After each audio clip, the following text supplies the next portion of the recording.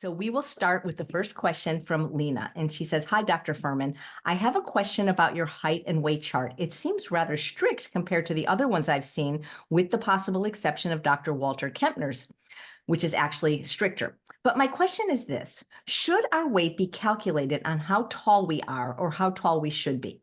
I was in an accident and fractured my spine, and I'm now 1.5 inches shorter than I used to be. So do I calculate my ideal weight on my current height or what my height was? And what is it for elderly people who shrink? Do they calculate their weight on their adult weight or what they are now? I thought that was a kind of interesting question. It is, and I don't really have the answer because, I don't really have a specific chart or a specific weight I want a person to be. It's more like an art, to know what's the best weight for a particular person. And we use body fat percent to help us guide that, because I want the body fat percent to be low. And let's just say what I'm shooting for. I'm shooting for below 15% body fat for a male as they age. Certainly when they're younger, they should be, better than that. And certainly below 25% body fat for a female or a woman. That's what I'm shooting for. That doesn't mean that's ideal, because maybe it's not even ideal, but at least that's what I'm figuring is acceptable. Over than that, starts to see, insulin resistance, start to see problems developing, and that's body fat percent. Now, it corresponds to a BMI of below 23 for most people. But you can occasionally have a person with a BMI of 23.5 that's still good because they're very muscular and they're strong, their body fat's low. There's no one, because we all have different sizes and shapes. We can't go by, this person should weigh 120 pounds. This person weighs 110 pounds.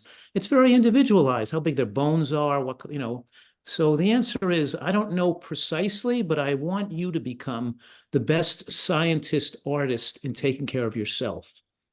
So you should know better than I could know what your best weight is, because you would know your height, your weight, where you were when you were young, when you were 20 years old, when you were best physical fitness of your life. You would know what your body fat is. You would know where you feel the best is, whether you have a role of whether you have fat on your waist or not. So I think it's hard for me to just come up with a straight number based on a chart. You know what I mean? Yeah. Okay. Thank you. But so I understand you correctly, the percentage of body fat is actually more important than the number.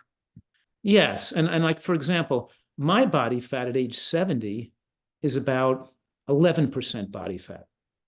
When I was younger, maybe it was 10%. So maybe, I don't know, maybe it's something. So I'm around 10.5, 11% body fat. And I'm saying men should be below 15% body fat. They don't have to be as lean as I am, but still, but probably being 12, 13, 14 is even better than 15.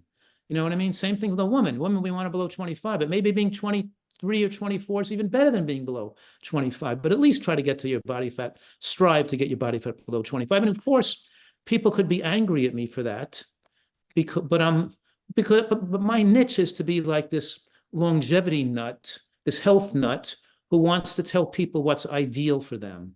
And some people are mad, could get angry because that's too strict for me. If I go to that something what you want me to do, then I'm going to become crazily obsessed, and it's just going to be, so in other words, trying to say what's ideal to maximize longevity, but may not be perfect for everybody.